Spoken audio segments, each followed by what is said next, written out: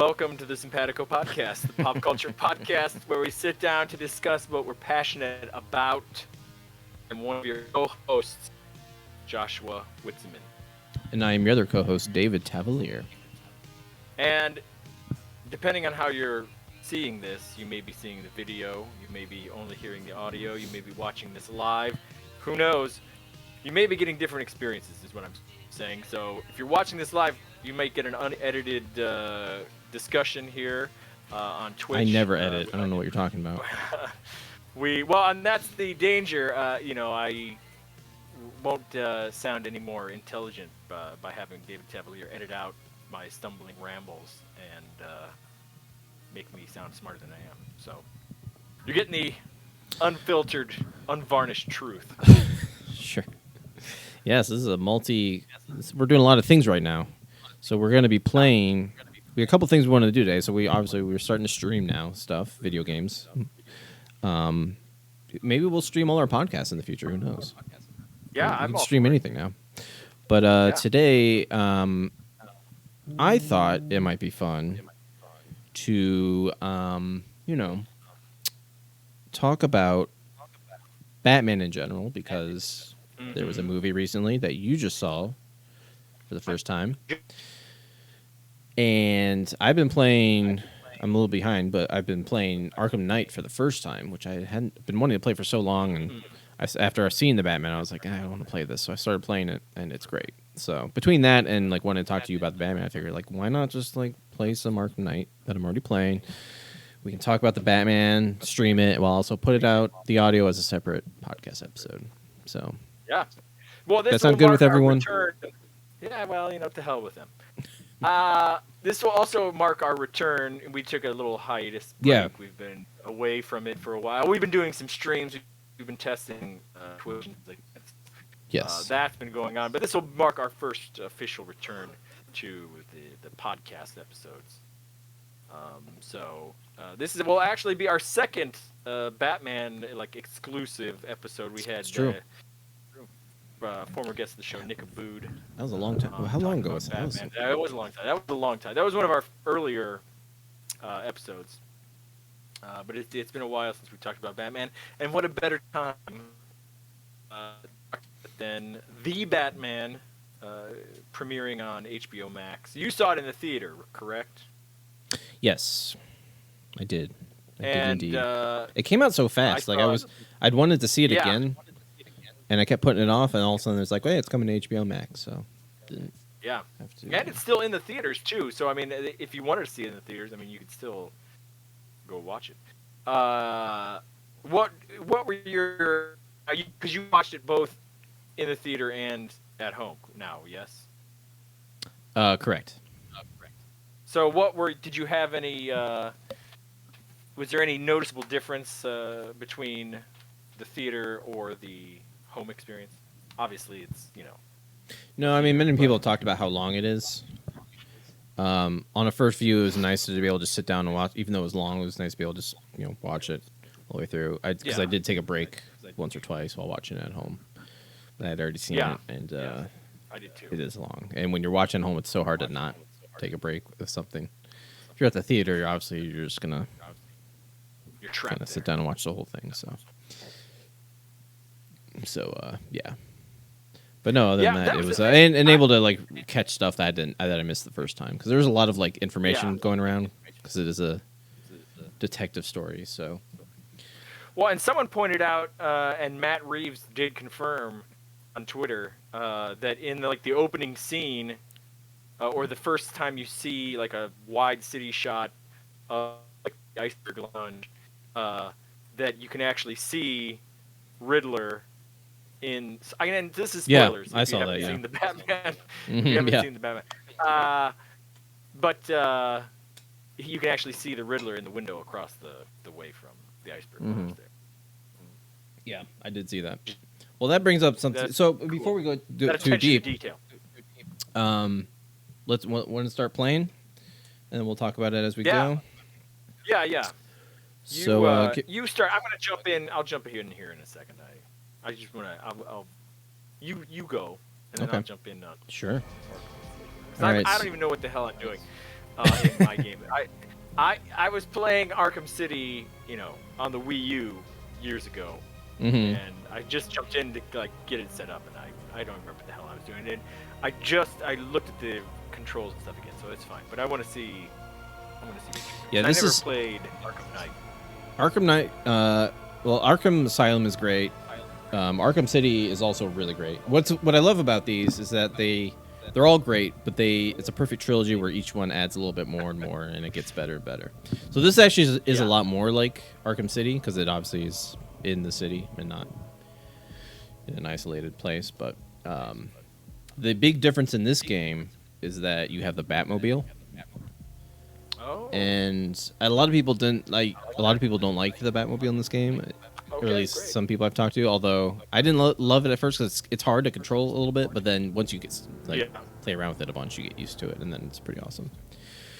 So I'm about 66% of the way. I have a bunch of how there's Riddler trophies in Arkham City. Oh yeah. So I figured I'm gonna do a lot of that right now, just to do a lot of that without spoiling too much of the story or whatever. But Yeah. I'll just do that while we're talking. But anyway, so jumping back to the Batman, Yes. what did you think? You liked it, huh? Much more than you thought. So let me initially say when this movie was announced, I thought it was a little too close to, even though it's not it's remade and redone, and the Batman movies have been remade and redone so close together in their history that I shouldn't have been as surprised as I was. But I just thought it was a little too close to the Christian Bale movies, and tonally it was like it seemed very similar. Once we started seeing stuff and things to the Christian Bale, I was like, is this gonna just be another be that and just like a different somebody trying to continue it without like really continuing it and not having to keep are they just going to be trying to play on that success and keep that whole vibe going? And I didn't have a problem with Robert Pattinson. I actually thought he would do pretty good. We talked about it on the show because and a lot of people have said Batman, anybody can play Batman, really. It's more the list is harder to compile of people that couldn't play Batman. I will say that I do think he was really great. Like watching it again too. There's something about him. Well, I can't put my finger on, like why he's so good in that role. I don't know. Well, I'm just giving my initial thoughts to it. I just went before the movie came out. I guess I just was not overall not looking forward to it. And then when I heard when it came out, it was 3 hours long. They showed the Riddler, and in the trailers and stuff, all you see is just him. He looks like he's just a serial killer, and all of that just kind of really put me off. Just tonally being seemingly the exact same. Having this be a 3-hour movie, and having the Riddler just be a serial killer, that was the thing. I was just like, But then everyone was talking about how good it was, and you said how good it was, so I was like, well, I'm definitely. I mean, I was gonna watch it anyway, but after watching it, no, I was really pleasantly surprised. Like you said, Robert Pattinson was great, and I don't know. We'll talk about that, but he brought something great to it, and I think a lot of it is the writing too. Matt Reeves does a great job. He did it with Planet of the Apes. He did it with this Batman, where he has a very fan-driven, in-depth understanding of these franchises, and makes a movie that brings a lot of that into it without being just a bunch of fan service, without being just a bunch of geeky nerd stuff. But he creates new stories and creates new universes for these franchises with a greater understanding of the characters and the situations, the worlds and stuff that they're in. And I think that's what he did with this Batman, and I'll be very excited to see him do another one. Sorry, I just got hit by a car. Did you just fall? I'd be very interested to see how he does with another one. Because honestly, I like the first Planet of the Apes movie was great. The other two were good, but I just feel like they were a little bit repetitive. That last one especially felt yeah. It was good, but it just felt like the one before it. Yeah. But, and I don't know if maybe that was like a studio thing where like maybe they gave him like notes like we don't want to just do that again. We don't want anything because he had said in interviews that he would have liked to do another Planet of the Apes movie where it got into like mutants stuff like from the original Planet of the Apes movies and stuff. I mean, which would have been really cool to see that through his lens in that sort of world they had set up in the first movie and stuff. So, but I don't think he'll fall into that trap here, just because the Batman villains are so unique, and you can do a lot with. Oh, there you are in the Batmobile. mm-hmm. You can do a lot of different things with different Bat villains. So I think he'll fall into that trap with the Batman. But yeah, I was pleasantly surprised. Again, the only thing, my only complaint again is the 3-hour time. But it didn't feel like it. I did take breaks. I just had stuff that I had with kids, and I had to, go pick kids up and take them to school and stuff. But it's it weird. went by quick. It was good pacing. Well, that's what's weird. For how long a movie it is like a slow-paced movie, but not in a bad way necessarily. Yeah. Like One I like to. No, go ahead. Well, I was just gonna say like it's sort of because when I first watched the movie, like in the beginning, I was like, even from the get-go, it's very like, even as Robert Pattinson himself and Batman like walks around very slowly, and when they do that opening crime scene, and they're kind of just it's kind of like everyone's walking through water kind of thing, and at first I was like, oh god, here we go, this is just gonna be like it's gonna be too much, like it's gonna be like too like drawn out and dramatic, but then I settled into it, and it was actually like really well done though for that. Like it didn't feel it created a nice vibe that I liked for the movie. Yeah, because the times that he does that in the film, like Matt Reeves like makes it that way. Like it's scenes where you're getting the vibe of like Batman showing up at the crime scene, and Gordon's the only one that's like cool with it, and everyone else is like, what the hell? It adds like that something's off to the scene, and it's just I don't know. It was good, but anyway, that's my only complaint about the movie. Like I said, I think Matt Reeves has a great understanding of these characters and the world of Batman and Gotham, and as I was watching it, it's funny that you said that you wanted to stream this game, because as I was watching it, it reminded me, in the best way, of a video game. Like, I don't want to say that it reminded me of a video game, but it took the best elements of a video game, where a game like Arkham City, Arkham Knight, Arkham Asylum stuff digs deep. They're not afraid to dig deep into like comic book mythos and throw in little Easter eggs, throw in little things, because they understand that the audience are into that. And I feel like a lot of times in movies, especially big budget Batman movies, they're afraid to dig too deep, and they don't want to throw anything too obscure at general audiences. And obviously Marvel's changed that, and that whole comic book movie industry is changing that. But Batman in particular, it seems like they've tried to keep it to a general audience, tried to keep it as realistic as possible for the most part over the years, and especially with the Christian Bale movies and things.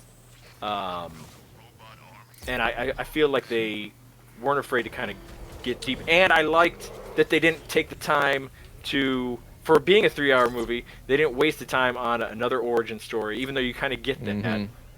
They didn't waste the time on, setting up this Batman versus all the other. You know who Batman is. You know what Gotham City is. You know these characters. You get a little bit of backstory, enough to if you're brand new, if you were born yesterday and you're watching this movie, you'll get it enough to work. Yeah, you'll understand. But they jump in. Batman's been around for a while. Joker he's already fought Joker at some point and captured him. He's in Arkham Asylum. He's an established figure, and this is like the I don't want to say big break, but this is like a big just step in that story. And it's sort of it's the Star Wars. It's the in medias res. They're in the middle of the story. Batman's already established. We all know who Batman is. We don't need to waste time on explaining to the audience. Yeah, it's first when I heard about the movie, two things that like excited me about it was first, like you said, it was going to start in year 2, which I thought was a great move because obviously it was going to be a reboot or a new version of Batman, but much like and they haven't really done that much as far as showing his origin every time, like Spider-Man. The only time they've done it with Nolan, but like. Going back to Michael Keaton, like that starts off with him just being Batman, and shows his parents being killed. But like, I appreciate that they don't.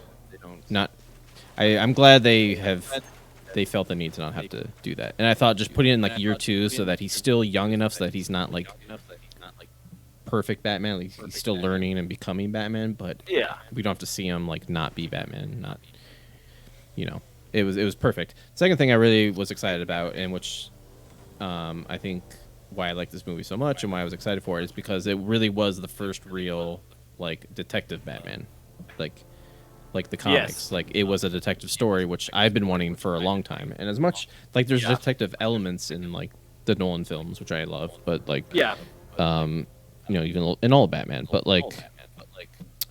Because you can tell they took inspiration from things like Long Halloween story from the comics. And other things like the way it plays out. That has the voiceover in the beginning, which I thought was great. Just has him. Yeah. That's so Batman. That's like the kind of Batman stuff I wanted to see for so long. So yeah, that were the two main things for me, and I think they pulled it off well. What did you think of like the plot as a whole with the Riddler? And 'cause I've heard some people, not a lot, but like I've heard some criticism saying like the mysteries themselves and the Riddler like riddles weren't that hard or complicated for like Batman should have figured some of them out. I mean, because I'm not that smart with puzzles or anything, so like a lot of them I didn't get. But like if it's like I said, he's a young Batman, so I can forgive him for like not being like completely on top of things. But I really liked. Again, one of my sticking points when it first came out and all the details and stuff came out, I was questioning the Riddler. And what did you think about it in the end? Well, so I think it was great because the Riddler is not the Joker. He's not just like an agent of chaos sort of thing. He's not Bane. He doesn't have the strength. So I always liked the Riddler as sort of the and they do it in the Arkham games too, where he's like the dark version of Batman, where he has this intellect. Maybe not again. He does not have the fighting ability and stuff like that, but he has that sort of mental acuity that is the mirror of Batman. And I think that what they did in this movie is perfect, and it was really great in that, Batman is trying to clean up Gotham. He's a symbol of, vengeance. Taking matters into his own hands. Vengeance. They kept calling him Vengeance. And I love what they did in keeping with that idea that the Riddler is like the dark version of Batman. Have the Riddler, he's just gonna murder these people who are the actual people, like them, and like destroying Gotham, and he's gonna he's taking the steps that Batman doesn't take, which again I think it was a really great writing in this, is that Bat seemed compassionate, seemed like he definitely didn't want to kill anyone.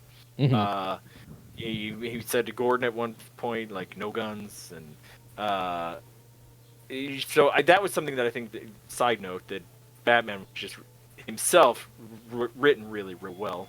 Mm-hmm. And but yeah, the Riddler. I at the end I thought it was great. Yeah.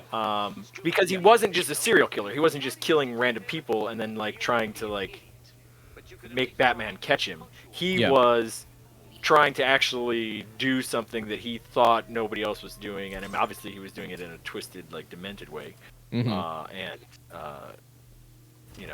killing people. But I was so happy when it became apparent, because even when he kills the mayor in like the first scene or whatever, I was like, is this gonna be? I don't want this to be like too creepy. I mean, the Riddler's not like one of my favorites, but I just don't picture the Riddler as like that sort of like lurking and too much of a creep. I mean, yeah. I was like hesitant at first they're all as well. Creeps, but... Yeah, of course. Yeah, I remember seeing that outfit. I'm like, oh great, here we like. They couldn't just do like the they're afraid to make it too campy, but I think not only do I think it worked because they really went for the what's his name, the real life killer, the Zodiac killer. That's like kind of their yeah. And I also like, as far as, and I like the Riddler, but I think like of all like the villains like costumes that are like the most like ridiculous, like the Riddler's maybe one of them. So I don't mind that they kind of revamped it, and it worked really well I think in this Batman universe. And but like you said, also not only was he just like a murderer, but like he had a pretty clear agenda, and I really liked how once that's clear, that's so perfect. I was very much on board. I especially loved how he thought like Batman was like would be like all about it, and like he was saying how Batman was helping him. He's like, we did it, and he's like, I'm nothing like you. So I really love in all Batman villains in Batman in general when they like just allude to the fact that Batman's also kind of crazy. Like he's also kind of like them. Like he's a guy dressed up like a bat, and he just has way better motives. And so I love it anytime like a villain of his kind of tries to draw a parallel between the two. And I thought that was great to see him like get so angry when like Batman like turned him down because he actually thought Batman would be approve of everything he's doing. Even though, and that's what I do like about that scene with there's a deleted scene with the Joker, and the Joker mentions at the end of it that like deep down he's like, you think he's actually right, like you think he's like they deserved it is what he says, which is like true, but obviously and that's the thing is Batman really I mean, he disapproves of him killing those people, but this is all information that he himself would have wanted to know. Like, he would have wanted to bring him to justice, the right way or whatever. But these are things like, this is stuff that he would have been fighting against the tide for years had the Riddler not like brought these things to light and like set him on the path of like understanding what the real like trouble and stuff. And I really liked too. There were a lot of things. There were a lot of things I liked with this movie. I really liked that the Wayne charity was like a big part of it.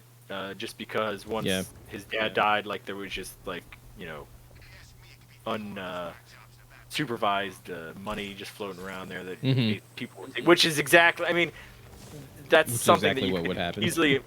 Yeah, you can imagine, and does happen in real life. Yeah. And I really liked too the ambiguity of Thomas Wayne's death, and like whether or not like it was Falcone or they allude to it in a big way that it was Falcone, but even Alfred's like, well, I don't know. I mean, there's no way to tell. It could have just been someone on the street. Yeah, or whatever. I like that too. Yeah, because it was great because it gives him that motivation to want to kill Falcone, and then you see that when he doesn't, and just tries to arrest him and tries to like bring him to justice too, and then Riddler takes him out. But yeah, there was just a lot of multifaceted things that I really liked about this movie. Again, Matt Reeves is great, and I think there's room for criticism, but like what I like about it is that sure. there's even if it's not perfect, there's so much to like about it and talk about it. And I think so. What did you think as far as like? Because here's the thing: you mentioned that you mentioned the Nolan films and like them like talking about like taking chances. I saw this when I first saw this film. I just thought this is the Batman I want. This is the sort of the Arkham, like because these Arkham games to me are like perfect Batman. It's basically it's a perfect blend of like realism but and campiness. And when I saw the Batman, I thought this is just like that. This is what I want. But then after the movie, I read that like Matt Reeves considers the Batman like a realistic universe, like the Nolan films, which I was disappointed to hear. But I see it more when I watch it now. Like obviously, there's no supernatural villains, but I don't know. There's something about. I think it still leaves room to do like kind of to go out there and do some more like. Oh yeah, outrageous villains. Because he even talked about he would love to do Mr. Freeze, and you can't do that without like. I mean, his main power is that his main thing. Well, there's the element of like movie magic, and then there's like the element of like supernatural like story magic too. You know, things that are like more outlandish. Like you could, I mean, there's nothing that you couldn't do relatively realistic with a Mr. Freeze, something like that. Mm-hmm. I mean, villains that you'd get like would be, and I mean, but the Nolan movie did it all right, but like Ra's al Ghul, like something like that is harder to pull off. Yeah, well, that's the thing either is to keep true to the character and also like make it realistic. Well, it's like as much as I like the Nolan films a lot, I don't want to see that again, where every villain has to be made realistic, kind of like the Riddler. The Riddler I can give a pass for, but like. I don't want to see like an overly realistic version of it. Like Bane in the Nolan films kind of disappointed me as far as like his not having his venom and shit like that. Well, that's what I at the end where Batman injects himself with that stuff. Yes, I saw people like fight off. Yeah, but I've seen people like be like, is that a foretelling of Bane maybe in his venom and foreshadowing? That's what I was thinking. Yeah. Cool. Which I think would be cool. Yeah, I hope they lean into that because I don't want them to be overly realistic. I just think there are definitely things you can do, in the realm of realism with these like more fantastic villains without having to keep it like the Nolan Bane and stuff like that. Like there are things you can do a Bane that has there's some drug that like, and we saw a little brief thing with Batman. I mean, it is an outrageous drug. Yeah, I mean, well, yeah, I mean, but you don't need to go into the science of like what this drug is or how it was, what exactly it does or whatever. Just you get it. Keep it realistic. He has like superpowers. Don't have him be like lifting up buildings and shit, but have him like punch Batman across the room and like be do more damage than just somebody else throwing a punch. Mm-hmm. There's definitely things I think they could do, and I hope that they do. And I mean, I get the appeal to keep Batman more realistic because he himself has no superpowers, so you want to keep it, more grounded, and keep the villains more on his level. Mm-hmm. But I think that's also the appeal of Batman is that he's just a guy.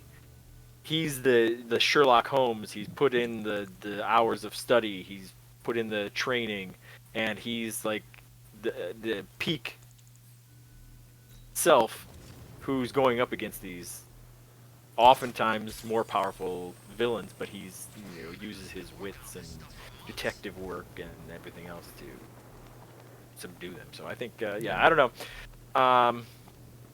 We'll see. What did you think of the Joker between the end scene there and the scene? Because we both watched that deleted scene. If you haven't watched it, and if you've seen the movie, I suggest check that. But what were your thoughts of the Joker there? Are you looking forward to that, or? I do. Real quickly, if you see my screen, just check this out. I just ran over a bunch of guys. Just want to show you the Batmobile real quick. Because you can. I see. I like. you don't kill anyone when you do it. You like your wheels. So you have two modes. Yep. First, you drive like normal, like that, and that's that's the most hard part. But then you have a battle mode. So there's a bunch of battle modes in this game, where like there's a bunch of tanks roaming the city, and you have like you like basically turn into a tank. But it gives you it's got better mobility. Like you can. So if you because this obviously you could get really stuck if you're driving real fast and you like have a lot of drift. But then you can, of course, correct yourself. So I think it's a good system. I don't know why people complain about it so much. But so when I first saw it, I was like, that Joker scene, I would kind of rolled my eyes at. That was like the one thing I was like, and I love the Joker. But I was so happy with just having a good Riddler villain and having everyone else and Penguin and Catwoman. And I was like. It just like I was just like, oh, you just had to shoehorn him in, like somehow. Yeah. But I like the deleted scene.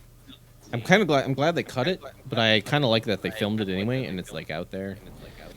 Yeah. I'm curious what they're gonna do with him because, I mean, they're gonna bring him back, but like even though Matt Reeves says like, well, it doesn't mean we're bringing him back he says they're probably not gonna bring him back for the sequel, which I think is a good idea. Just keep him. Yeah, I think that should definitely be like a third one. Yeah, or what they could do, which would be really fun, is build up to like almost a big like supervillain team up, for lack of a better word, better term, like because that was another thing. This movie, which I like a lot, has Riddler, but also has Penguin in it, and it has Catwoman. Yeah. And I think what you can do that with Batman because like stories like The Long Halloween, I don't think there was a time. Do you remember when it was like Spider-Man 3 came out and it was like annoying because they had too many villains in it? Yes. I think like it's still like you don't want to overpack your movie, but like I think with things like Batman, you can do a story that like has like has parts of has like villains in it, but they're not like they're a part of the story and not like the entire story. They're not the main antagonist. I think a big part of it too. Story. Oh yeah, and I think a big part of it too is there was a more or less a hard and fast rule of we need to keep these movies 90 minutes. The Batman movies, before the Nolan ones, but now people are a little more relaxed with making a 2.5-hour movie, 3-hour movie, obviously. That you can include things, multiple villains that have different aspects, different facets of the story that they play a part in. Again, like the Penguin in this one, he played a big role, but he was not like he wasn't just thrown in and just like some stupid like here's the Penguin. But he wasn't like the main. He had like a smaller like I don't want to say even a cameo, but it was written well, it was done well, and you can use him again. Obviously, they alluded at the end that he's gonna play a bigger part. He's gonna become a bigger boss. What do you think of him, by the way? Did you even like? Isn't he like unrecognizable? Yeah. Colin Farrell. It was crazy. Yeah, there was nothing that I even like recognized of Colin Farrell in that performance, which is like, good. If I had not known it was him, I never would have guessed. No, I wouldn't have either. But it was good. I liked him. Even though the writing in Batman Returns isn't great, my favorite Penguin is the Danny DeVito Penguin. It's so perfect. He's such a creep. That whole storyline. But I really like this. And again, I like he has a good understanding of what the Penguin is, especially in the comics and stuff. With, he's more or less just this gangster that who's kind of gets a little crazier as he goes along and stuff, and gets more powerful. And I think that'll show. But I love the chase scene where just the Penguin in the car, like yelling at Batman. It's like it was a lot of cool like little characterization. I like. What do you think about that scene? It didn't bother me so much, especially the second time. I know some people, including our mutual friend Jason, didn't like that scene just because it was like with Batman being so careful about killing people. It was a lot of like reckless driving. But also, it Yeah, was yeah. to me though. It was still just like he needed to get him. Yeah, And, I think that was it just showed the urgency of like him needing to like get this done. And it wasn't anything he did. It was all the Penguin driving, like mad. Yeah, like he was the one being the jerk on the road. He was the one being unsafe. Being the jerk. Penguin, you're being a real jerk. You're being a real penguin right now. Yeah, with the Penguin too, like, because what I like about the Penguin is that he's like not one of Batman's crazy villains. Like he's just like a gangster. Yeah. But there's also, since Batman Returns, has been that like disgusting, like, like deformed Penguin, and then there's just like a guy who's kind of like fat and squatty like a Penguin, which they did in this movie. Yeah. I'm down with either one. I don't mind. He's like the Jabba the Hutt of the Batman universe, really. I mean, where he's this disgusting. He's a creep, and the more powerful he gets, the more like creepy and disgusting he gets. And I like that, and I think that's probably the direction they'll go in this. You know, they're making a TV show with him in it for HBO, right? With Colin Farrell as the Penguin. They're doing, and both Matt Reeves. Matt Reeves is like writing and stuff. Yeah, I'm very excited for it. And that, yeah. Yeah, that's what? I didn't know that at all. I don't know how long it's going to be, but yeah, it's. I think it's not called. Maybe it's called Penguin. It's going to be about Iceberg Lounge. It's going to be about because it's going to be about like the crime and stuff going on in Gotham, and I assume would probably be after the events of the Batman, because like they said at the end there's going to be a big power vacuum, and I think that's what it's going to be about. It's going to be like Penguin kind of taking over. Well, that's great. I love that.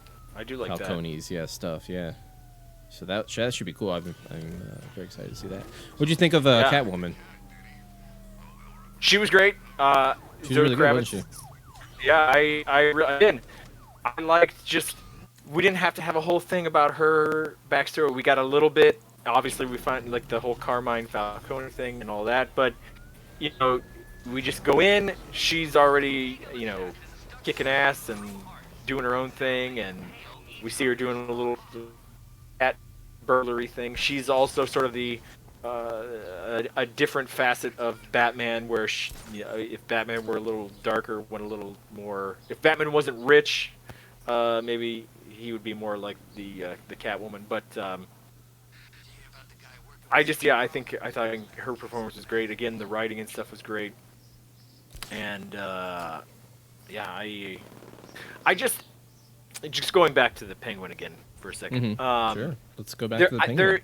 There's something you need to, because the Catwoman plays up that element where she's got the mask. She's it's a cat's. She's got a little cat mask kind of going on. There's cats. I like her mask, by the way. Yeah, I did too. And because it wasn't like to make a realistic cat mask. Yeah. But I want the Penguin to kind of go in that direction too, kind of start leaning towards that.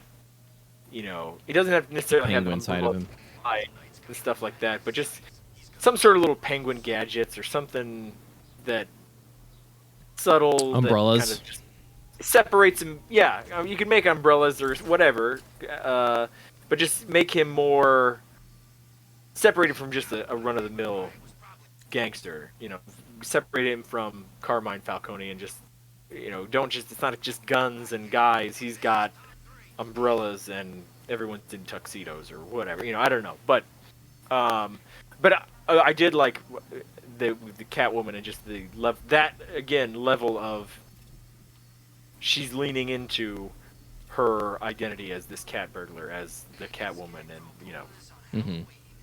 and again, I always like that too. The idea you were saying how Batman's crazy and the villains are crazy. I always like the idea too that just Batman's presence pushes these crazy people more crazy, and to lean into their own personas and create their own personas to sort of rival, his Bat persona. So I just I'm all for.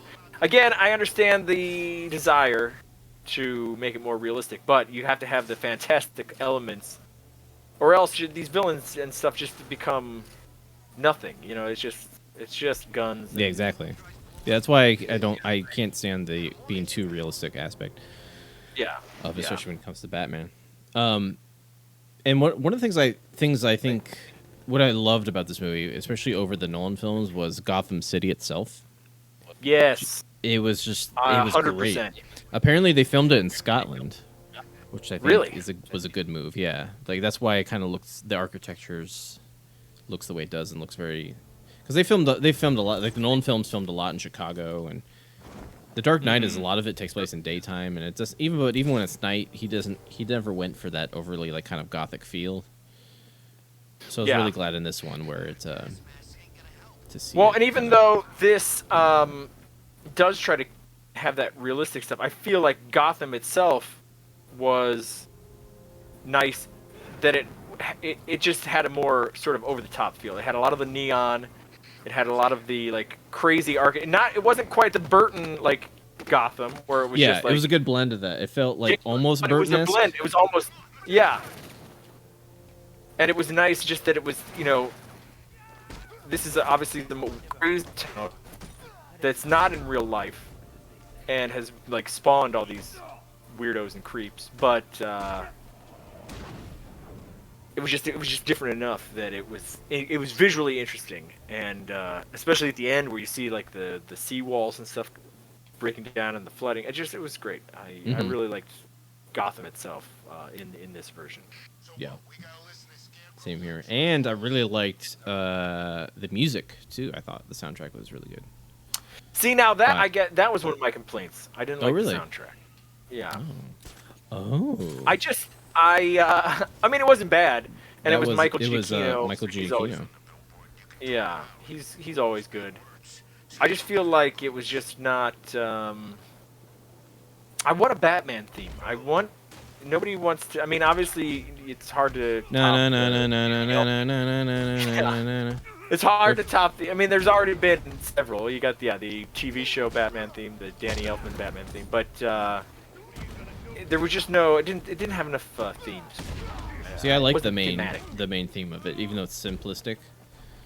Maybe I'll have to listen to it again. Yeah, I got downloaded because I like the track itself a lot, and well, that's true. I guess I can't give it a fair cop because I haven't listened to it separately. I mean, you never know. In the movie itself, it just wasn't any. It didn't stick out to me. I think I did like it more as I listened to it, but I don't know. I did think I don't know. I thought it was close to It was closer to Danny Elfman than anything else, especially the Nolan films. Without becoming it. Sure. Yeah. Well, and that's the thing that Michael Giacchino does well is he is a bit of a chameleon musically, where he kind of will. I mean, you've seen him do it with Star Wars. He's done it with Jurassic Park, where he's good at fitting into other like musical like legacies of these like franchise movies and stuff like that. But I don't know. I just feel like he was, and I feel like they're doing this with Star Wars too in a lot of ways, where they're just afraid to make the soundtrack sound too similar to other things, so they want to go either more muted or something completely different. And I feel like this one they want more muted and just not like I said. I haven't listened to it, so I don't want to like shit on it too. Shit on it. Just seems he's not here. Just, although maybe he's listening. Maybe he's watching. Yeah, because I do like Michael Giacchino. I really like his stuff overall. But it wasn't bad. It didn't stick out. It was just kind of flat overall. Because there were a couple of moments when I was sitting there where I was thinking like, oh, I want to hear more of the soundtrack. And I was like waiting for like moments of like tension or something to come up in the movie, and I was like, "Oh, let's hear what this is gonna be like." And it was just like, it was there, but it wasn't like anything that like stood out. That's fair. Which I mean, that could be the whole like directive of the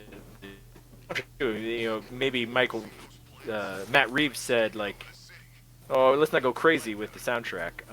I just want more atmospheric, You don't know what the goal was, so maybe it was meant to just blend in more. Maybe he kept pitching sound all these soundtracks, but all Matt Reeves wanted was the na na na na na na na. Michael Giacchino really didn't want to do it, so he really just tried to make something really, really low key. I'm cool. Yeah. What else? Oh wait, Jim Gordon, played by he's Jeffrey Wright. Yeah, who's always Jeffrey Wright cool. is great. And when they announced that was, people were questioning Robert Pattinson, but when they said Jeffrey Wright as Jim Gordon, that's genius casting. That's perfect. And it was great, and I look forward to seeing him. I hope they now. Would you feel about a Batgirl, a Robin, something down the line? That's the thing I've seen a lot of people talking about. Because here's the thing, I kind of mentioned it earlier. I feel like even though they said this is sort of grounded Batman, I feel like this is still the possibility to create the Batman universe of the comics. Yeah, or at least close. I think to it. so. And I hope what happens is I hope they don't conclude this necessarily this version of Batman with a trilogy or a certain number of films. What I kind of hope is that they go for a while, even if because Matt Reeves probably wouldn't stay past 3 movies. Yeah. And even Robert Pattinson probably won't either. So even if you recast, I feel like you could still just move ahead constantly with this universe, introducing new characters, and kind of what they originally did with the Burton films. Just do it better. Yeah. Do it right. Yeah, because those not just keep a lot of the same artistic directors and the costuming and stuff as much as you can. The back people as much as you can to kind of keep the same feel, the same visual style and stuff like that. But if somebody wants to leave or whatever, you can kind of still keep it in the same universe. But yeah, there's really no reason not to. Especially since they don't feel the need to kill these villains off every movie either. That's another thing. I'm really glad they didn't just kill Riddler. That would have been annoying, because then you can never bring him back. Yeah, I hate that Marvel has done that a bunch, where they kill off all the villains fairly easily. Yeah, which is surprising with those. Yeah, why not? But because then all you just you can just keep making Batman movies and you're like, hey, look, Batman's back. It's Batman. You remember him? Yeah. Just keep it. And if you can get, if Colin Farrell goes away for a couple of movies and then, 5th, 6th movie, Colin Farrell, they're like, hey, we got Colin Farrell back as a Penguin. I'm like, okay, cool. Great. Do or whatever. But again, I just liked the look of Gotham itself, the feel of Gotham as a character in the story. And yeah, I would love to see him continue that on and do more. But I would love to see, because that's something I think we still have never successfully done. The Bat family. Yeah. And I think they alluded to it just with him. You talked about the orphans. You talked about Riddler's the orphan. You saw the mayor's kid orphan, and Batman had that connection with him and sort of compassion for. Hopefully, they're going to play on that and bring something in. But go on. Sorry. What? Yeah, it's. Here's what I would like to do. For them to do. I'm not doing it myself. I would love to. Let's us do it. I mean, I'm all for it. If they want me to direct it, I will gladly do it. But if they're going to introduce Robin, I feel like I don't want them to do it right away. That's why I want them to make a lot of these. I would love it if they just keep going. Yeah. I thought a cool idea would be if you're going to do it in these first couple of movies, they could just introduce Dick Grayson.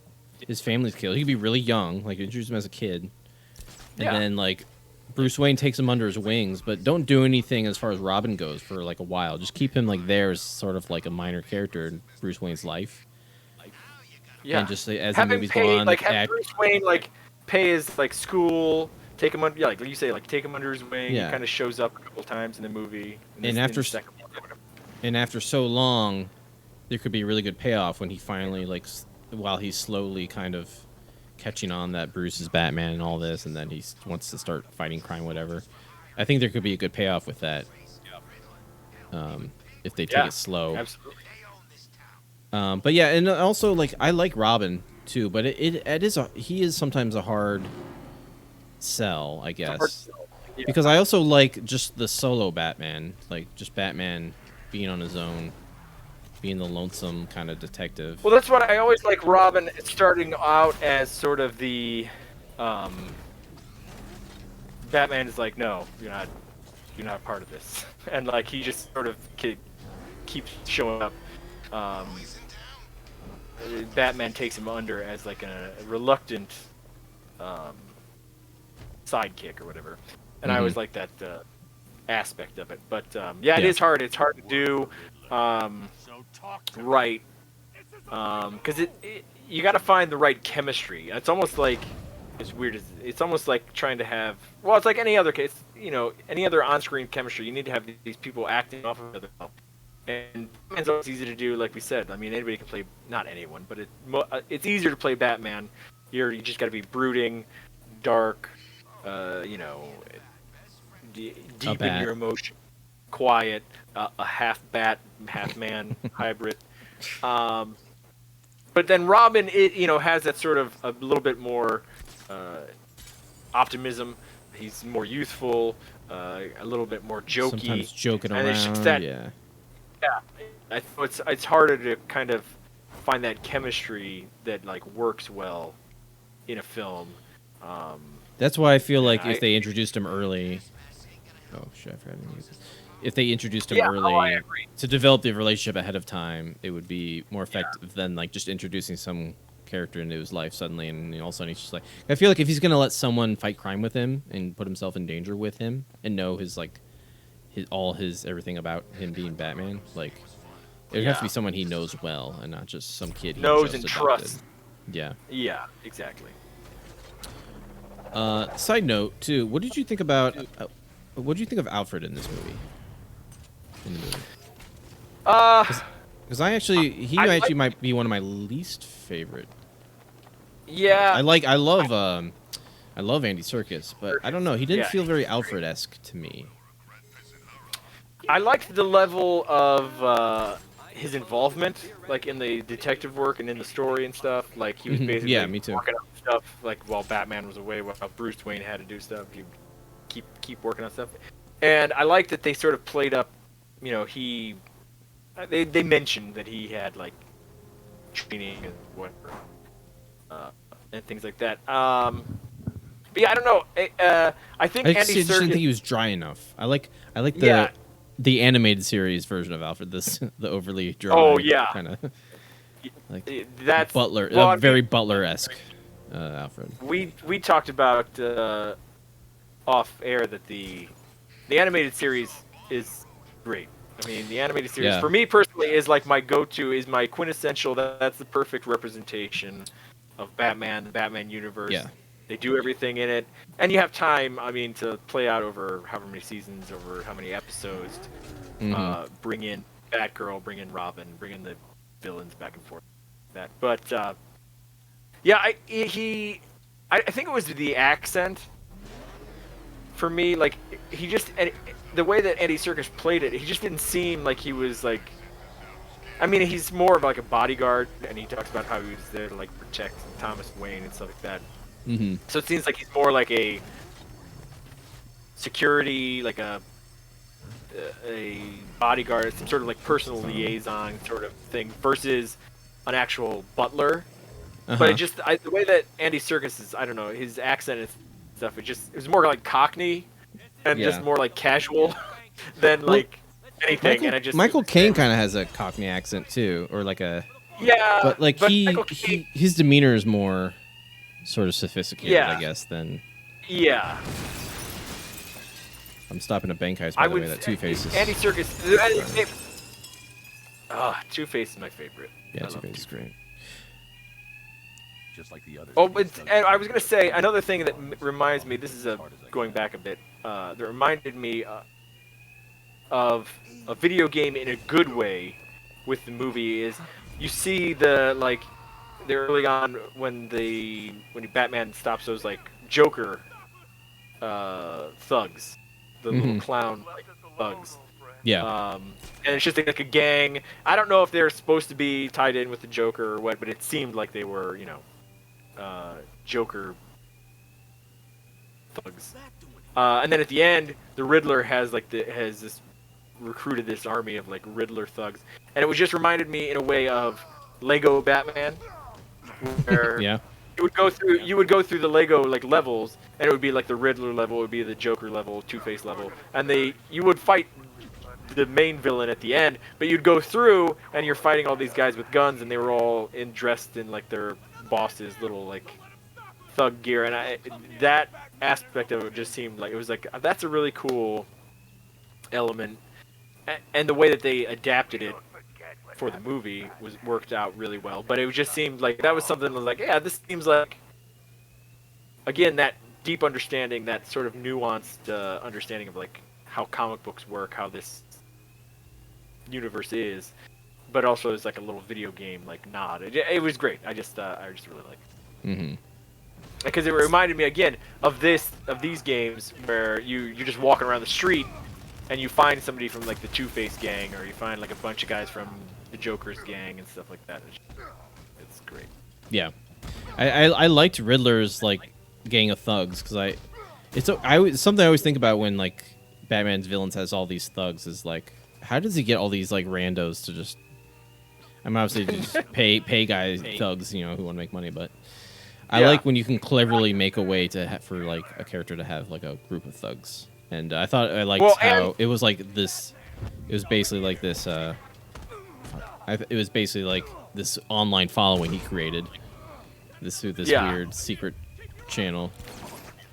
I thought was a cool way to do it, and the way they came out at the end, it was made for a good fight. And that was a great fight, the great scene, like the finale with like them in the Coliseum. The fight scenes, there were a lot of fight scenes. I don't know who the cinematographer was on this, but it was great. I loved the that one hallway one where like the lights are flashing and stuff. Like, it was great.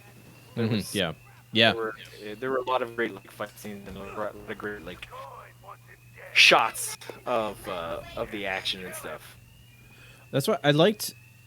I love his outfit, by the way, in this movie. Yeah. I thought this is one of the best bat suits that we've seen. When I first saw it, I didn't like seeing the previews and stuff. I didn't know how I felt about it, but like the ears looked weird to me at first, and I didn't know how I felt. But I don't know. I really like it. Especially he's got the little like collar around his neck, like for the cape. I think looks really cool, and just his bat symbol is like the batarang, and you can't tell so much in the movie, but technically his armor is gray. Which I feel like they don't lean into the gray and black as much. Like, I like the gray and black more than just the complete black. Yes, but I agree. I don't know if you've seen me playing here. I have. But I played 70s Batman. I like that. You have the animated series Batman? I do have the animated too. Yeah. I remember when I played that one. I played as the animated series one for a while.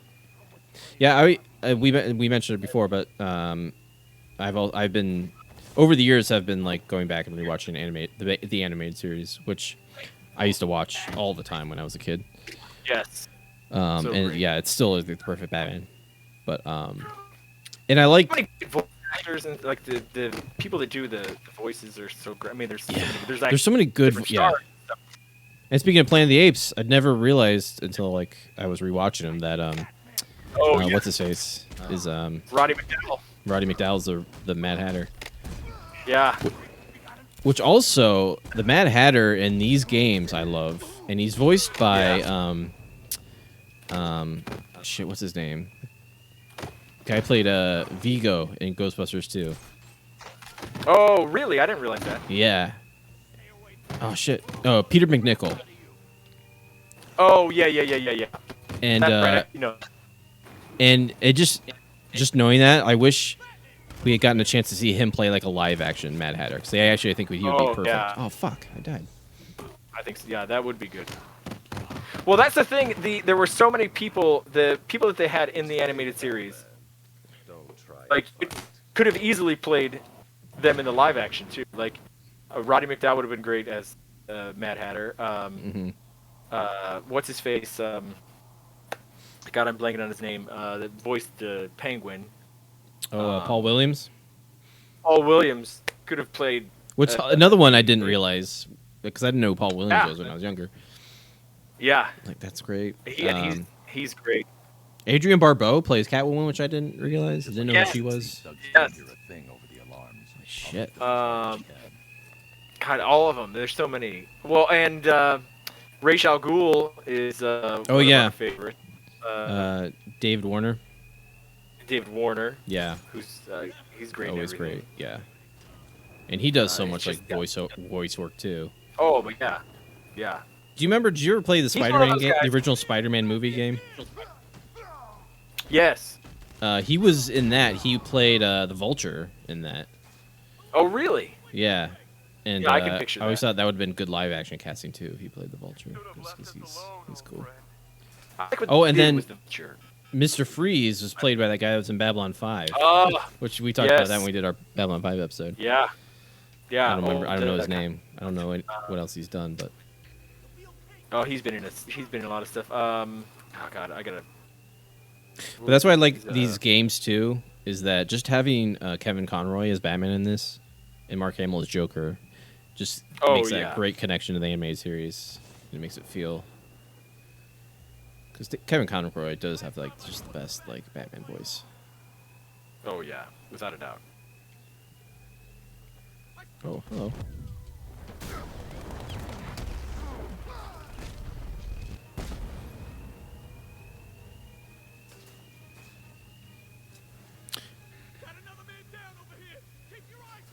Who's some villains you'd like to see in the Batman universe? What are some of your favorites? I saw you mentioned Ventriloquist, who I also love. I would love to see the Ventriloquist. Good villain. Again, it would have to be somebody that would be a main villain, but just have him like start out the movie. Batman's breaking up some gang or something. Like you go in. You see that Batman's trying to bring up some like gang or stop some heist, and then when he gets in there, the audience sees that it's. That'd be great. I see that. Shit, I'm gonna die. I'd love to see Two-Face. I love Two-Face. I love any of the villains that are like connected, like on a personal level with Batman and Bruce Wayne. I think are great, and Two-Face does that well. I just like that whole. I like Two-Face in general. He's my favorite. I like Two-Face, although I like him. I like the Dark Knight version of that so well. Yeah, if they didn't do Two-Face for a while, I'd be okay with it. But yeah, I'm sure I would they'll bring too. him in at some point. Joker, if they don't do the Joker right away either, I would be fine same. with that. Yeah. But again, I have Harvey Dent. I would love to see Harvey Dent like show up. Yeah, they could just introduce Harvey Dent. Yeah, and just like build up that relationship, build up that character. Bring a guy to play Harvey Dent, and then when it comes to become Two-Face, recast him. Yeah. Like Billy D. Williams. I did watch the Lego Batman movie, which I hadn't seen. So I've just been doing a lot of Batman stuff lately. And I like how they got Billy D. Williams to play Two-Face. It was great. Yeah. That movie is another one that's great. It just has a good understanding of the character. It really plays up, and it's done in the Lego style. It's a lot of jokes and just like making fun of stuff, but there's a lot of like understanding of the character, that universe, and things like that. It was a great movie. I was very surprised about that. I would love to see another take on the Scarecrow. I like the Cillian Murphy Nolan Scarecrow for what he is, but he is like that more grounded one. I would love to see a real in-depth like. There was something in this movie that I can't remember what made me think that they were hinting at Scarecrow.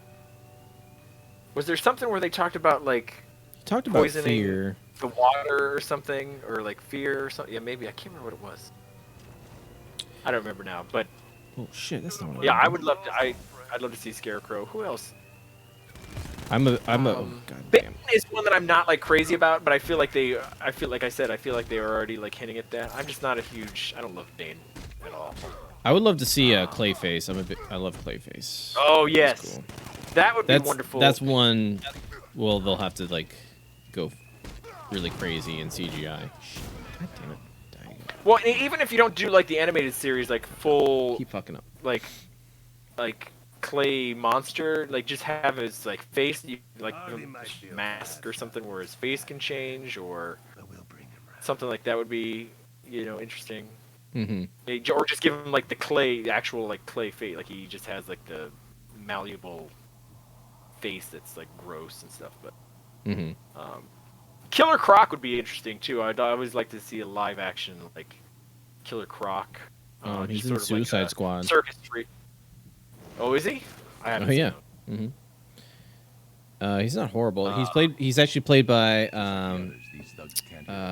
shit. He played by the guy who played Mr. Echo in Lost. Can't remember his name. Oh, okay. Yeah. He does a good job. Killer Croc's another one because yeah. he's in this game and he's also in Arkham City, where he's like either like just a kind of gross looking strong guy, or he's just like a giant monster. Yeah. Because in these games he's huge and he's like a giant monster. I like like a sort of big strong guy thug type. I always thought him and Penguin should just team up more and just like he's just a muscle for Penguin. Yeah. Oh, Man-Bat too. I was always a fan of. Yeah, that's another would be hard to do, and that would be. If you're gonna go crazy. Yeah, if you're gonna go crazy, that's a good one. Not to spoil this game, but he is in this game. Yeah. This game is so great. All the Arkham games are great, and what I like about them is the way they have all the minor villains play roles. Like we were talking about how you can have a Batman movie and just have like minor villains throughout it. But these games do a good job too of like having the side missions of like the different villains showing up and doing stuff, which I think is so much fun. It's like just so great to randomly have to do a mission with like the Mad Hatter all of a sudden. Yeah. Or all of a sudden Victor Zsasz shows up. There's a villain who's like a relatively newer villain that's in this game who I only heard about once before I started playing him. His name is Professor Pig. Yeah. And he's actually Professor Pig. He's actually really fucked up. I think he was like created in like 2010, I think, by the guy who did Dark Knight Returns comics. What's his name?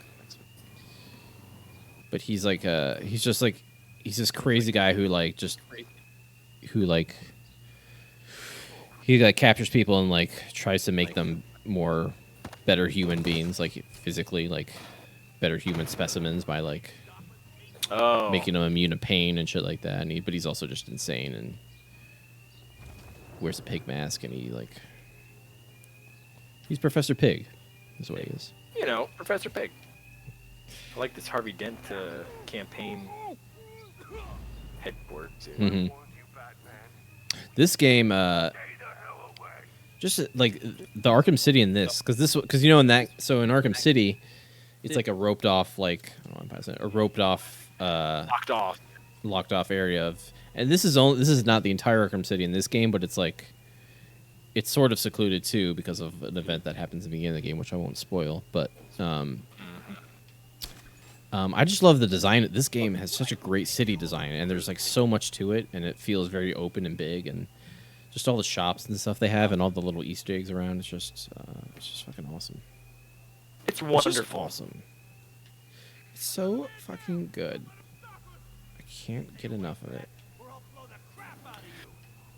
But yeah, was there anything else that you wanted to talk about the movie? We didn't really get into the end there. Yeah, let me see before I forget, because I know I'll think of something later. We talked about all the characters themselves. They're all pretty solid. We left anyone out.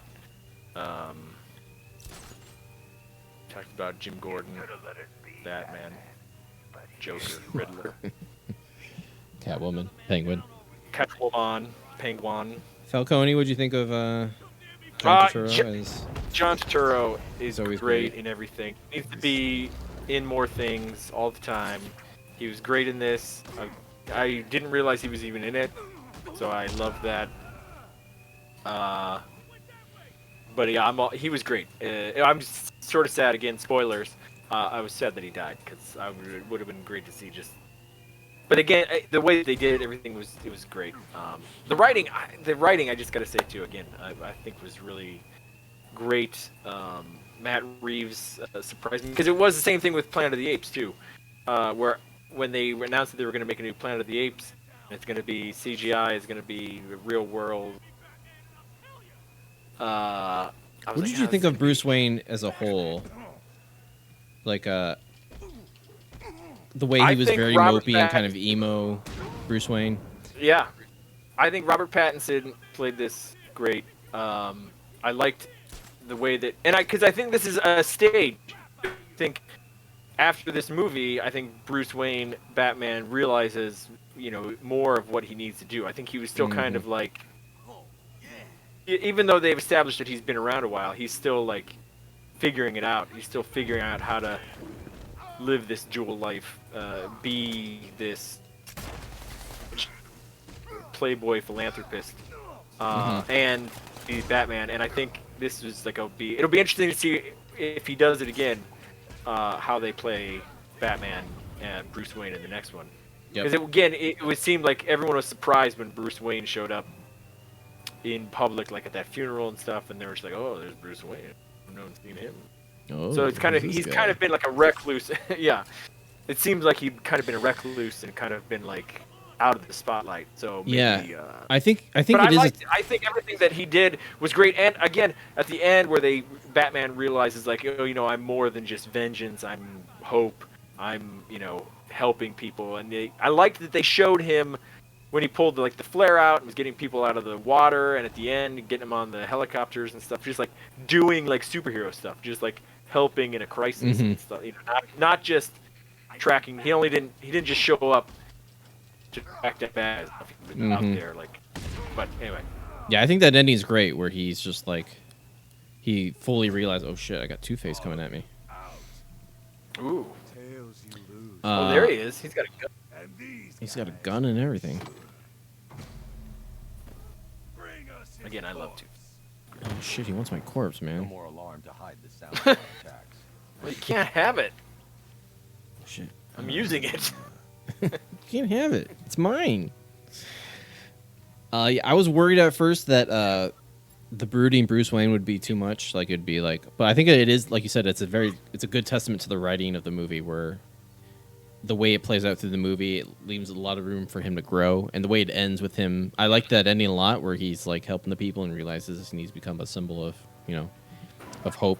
Doesn't need to be a complete symbol. I do like when he's like, he's not Superman. He's not like, but like, he's still like the hero. Because people shouldn't have to normal people should count on him to the citizens of Gotham shouldn't be like afraid of him as much as they are afraid of like the villains and these thugs and stuff. Like if you see Batman, that was awesome. I just caught a crate that a guy threw at me and then threw it at another guy.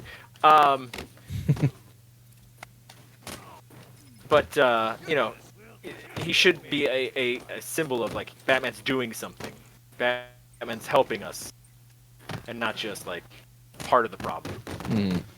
Although I do like that too in movies where it's like we've got this hero running around and he's egging on these villains, and if he wasn't here, we wouldn't be in the that does get a little played out though, in movies too, in superhero movies, but it can be interesting. But I thought I was very happy with the way it played out, and we'll hope to see him, because he does need to put on that Bruce Wayne persona to to keep up appearances. But I loved that scene where he goes to the funeral and the car drives up with the guy in it. Yeah. I thought that was just played out really great, and I loved how he had to come back as Batman. Yeah. Just good shit. It was great. Yeah. Overall, like I said, I was not expecting. I didn't think I would dislike the movie, but I just ended up liking this movie. much more than I expected to. Yeah, and I like just what I liked about it is it did everything I wanted. It just made a good Batman movie and didn't try to be too epic or big or. Yep. It just it did what it had to do to. It just made a good Batman film. That's all I wanted. It's a good detective. Well, Batman. and it wasn't afraid to lean into the influences. It wasn't afraid to lean into, like you said, the Long Halloween. It leaned into these games.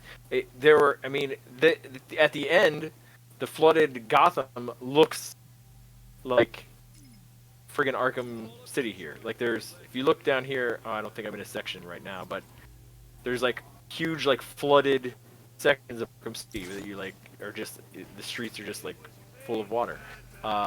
So they weren't afraid to lean into the influences, the source material, and I think that's important. I mean, if you're gonna make these crazy movies that can be ridiculous on paper, you need to know what you're talking about and just do it, and not worry about. Again, they said that they're trying to keep it realistic, but you don't need to try to make everything like believable. It's movie. It's movie. You gotta have that movie magic and that sort of element of disbelief that you're asking of the audience. Mm-hmm. And I think they pulled it off. Now, it will be interesting to see for future movies. Because like I said, Matt Reeves, and I don't want to say let me down, but it was just kind of repetitive with the Planet of the Apes movies. And it'd be interesting to see if he had more than one good idea. I think that's a big part of this too, is you have really one good plot when you start out with these, and it's hard to hit that magic twice. Mm-hmm. But Batman has such a storied history, and there's so many elements you can take from. I don't think you'll have a problem adapting other stories and coming up with new plots for future movies. I have high hopes. I can't sabotage that until I upgrade the disruptor. Damn.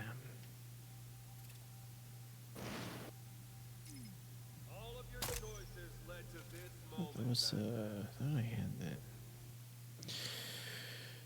Oh, Batman.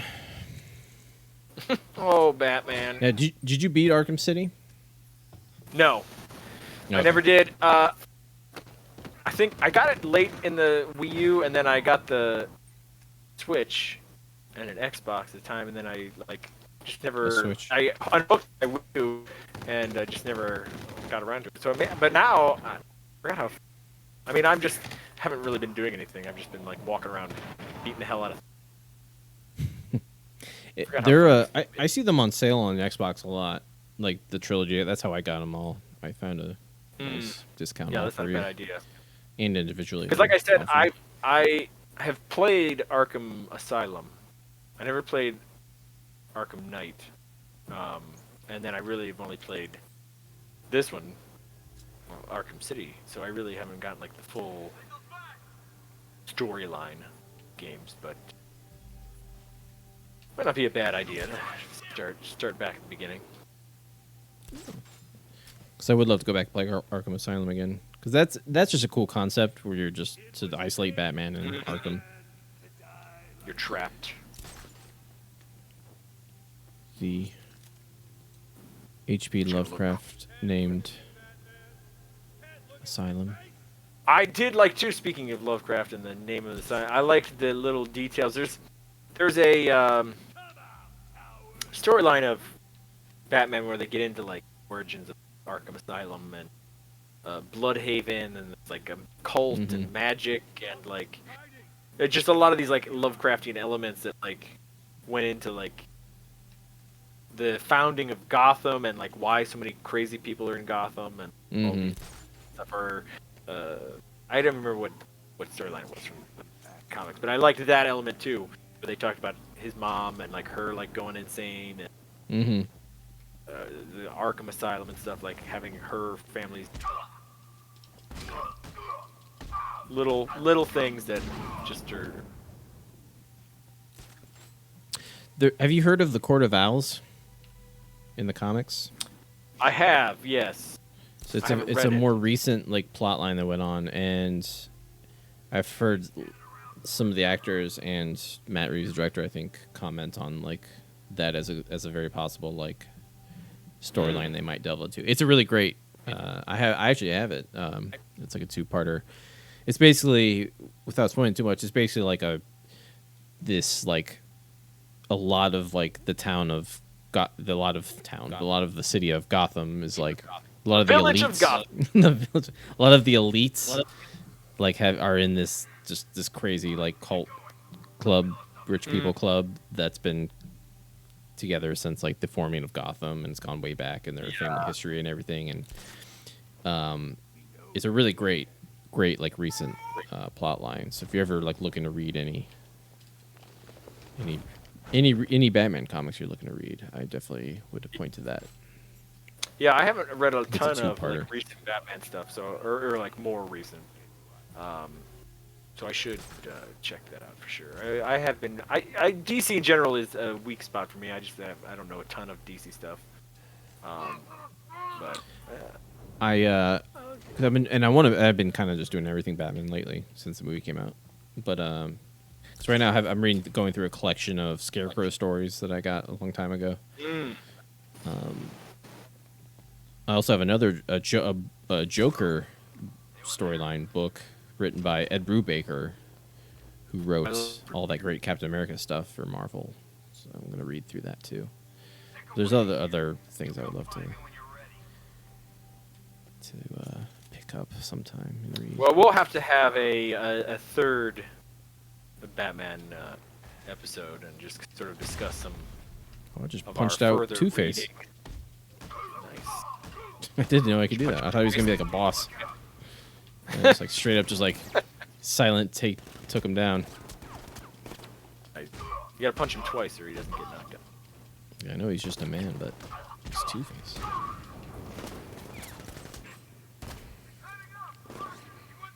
But I think we can Yeah. wrap this episode up here, unless you had anything else that you wanted to discuss real quick. I'm trying to think of anything in the Batman that I wanted to talk about, because there's a bunch of stuff, but I think I covered most of it. It's a great flick. And I'm we'll be excited doing for a some other sequel. episodes too, so if you think of something else that you wanted to add, we can follow More. up on next episode. Yeah. But yeah, I just want to talk again, about Batman in general. I agree. It's hard to go wrong with even the worst like Batman movies are still like fun, and it's it was fun to see like Tommy Lee Jones as Two-Face. I actually hate Tommy Lee Jones as Two-Face.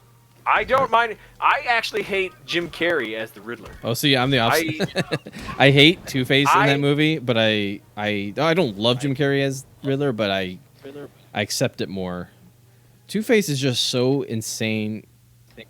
It's just so overly ridiculous in that movie, like to a point where it's not. Yeah, even, it's true. good. And I blame Jim Carrey for that because I blame his just like goofiness as just like playing off on Tommy Lee Jones. They're just like, well, he's gonna be like, because they both basically just. This is really on a tangent. We'll end this here. They're just doing like Jack Nicholson Joker basically. Yeah, they're both just basically like being jokers and just like.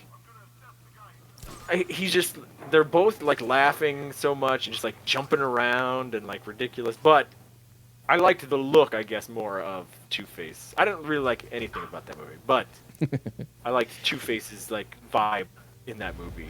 And I mean, Jim Carrey's not terrible. It's just he didn't do it. Like the writing and stuff is just terrible. He doesn't really do anything like. He's doing Jim Carrey. I mean, that's what he does. Yeah. But also, not even Jack Nicholson Joker, but those Schumacher movies are more playing to like the '60s Batman kind of style of just being over the top and crazy. Which, in a way, I would be fine with them kind of going more campy, but also with just like more of the like Matt Reeves like understanding of the characters. Like I don't mind. We just said how much we like this movie, but I would love to see kind of more of that camp and just more of that playfulness.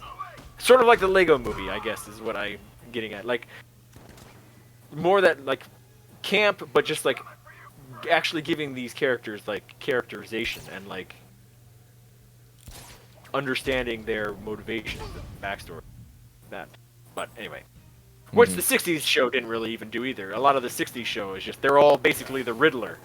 They all basically just, like, do a crime and then just try to, like, lure Batman in with some, like, clue. You know what I mean? Like, yeah. I got Batman. I got Two-Face. I put him in my trunk. is that a thing? You It's could his back seat. With this Batmobile, every time you capture someone, he's got like this back seat that comes out, and you just kind of put him in there, and you have to drive them to their destination, back to GCPD. You got like 6 supervillains just in your back seat of your car, just tied up. Oh, before we end, I'll show you the GCPD is pretty cool in this. I gotta take Two-Face there. Yeah, go take Two-Face. Try out Two-Face. You said we'd save Gotham.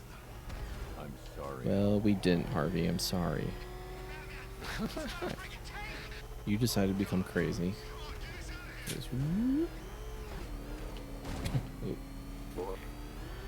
Who's driving this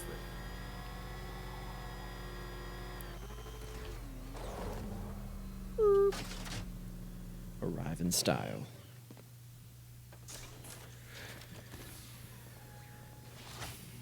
There he is. Get him out of your trunk. Oh, he comes out of a little He thing. looks like he's in a little roller coaster seat. I think it's a little ride. Did you have a nice ride? Have a nice ride, Harvey? They have all the prisons separated to have all the different thugs. It's kind of cool. Oh, nice. They're all labeled. You're in the Two-Face. Yeah. Well, there's Professor Pig. Oh, there you go. On the left there, he sings opera and he's really weird. Looks like William Shatner, from what I can see there. He had a pig mask on. Oh, spoilers, but Joker's dead. Oh. And something happens in this game where now you're just seeing the Joker all the time in your mind. So Joker's just randomly like around, which is great because it's Mark Hamill, so it's just like the Mark Hamill Joker. Now here's the unfair thing. So see that firefighter in there? Mm-hmm. So there's this whole plot line that you do, this whole side mission thing, where you're putting out fires because there's a bunch of you're rescuing these firemen. There's been all these fires, and that's actually Firefly there sitting down. I do love Firefly. That would be and I captured him, but it turns out too there's another thing where I guess this fire chief, he's like a good guy, but he hired Firefly to start the fires on purpose to keep his firefighters employed because there was the threat of them being disbanded because there wasn't enough fires going around or whatever. So you capture him, and when you capture him, bring him to GCPD, you just throw him in the villain cell. Oh. Yeah, with like now he's in there with Two-Face, Professor Pig, a psychopath, Firefly. Like there's other cells. Like why did I have to put him in this big one? Like I feel so cool because he's like a good guy, and he's like a good guy, and he feels like Bruce is talking to him. He's like you're a good man, but you just went about it wrong, whatever. And he's like, well, get in here with Professor Pig, the guy who's been murdering people. Have fun. It's really good luck. strange. Yeah. You got a big Poison Ivy was here. Oh, that's another one. Poison Ivy is one I think would be interesting to see like a good a different take other than the Schumacher Poison Ivy. Yeah, because again, she didn't really do. I mean, that's the thing. The Schumacher movies had all these crazy villains, but there were just so many things that like they didn't do anything. Like they were outrageous characters, but they didn't like really use their. I mean, it's been so long since I've seen those. But I mean, it would be interesting to see Poison Ivy. It would be interesting to see. One that would be crazy, but is just a favorite of mine would be to see Killer Moth. Killer Moth, even though he's like ridiculous too. Wait, see who you cut out a little bit. Killer Moth. Oh, I'd love to see Killer Moth too. He's a stupid. I mean, but hey, and there's really it'd be impossible to do in live action. But yeah, I mean, realistic style. Check it out. Oh, there you go. Yeah. There's a lockup area where it's like all the villains, all the, items and stuff. Joker, Mad Hatter, and shit like that. Just Mad Hatter stuff. great. All right, well, we guess we can wrap it up then. Yeah. Yeah, so Well, as an podcast episode, this is the end. We'll end the stream, too. Yeah, if you're listening to this and didn't realize it, but we were streaming this with footage and everything, so you can actually, this will be up on our YouTube page. Yes, we were both so playing Arkham games while we were talking, so if you are curious again to what we were talking about. If you want to see What we were doing. what we were doing, what we were yelling about, and why I was yelling fuck every once in a while. That's that. And, yeah, pretty much covers it. Listen to Please Be Prompt 2. Yeah, check that out. But yeah. All right. Well, Josh, Tavolier, I think if nothing else to talk about, I think it's time for us to leave. And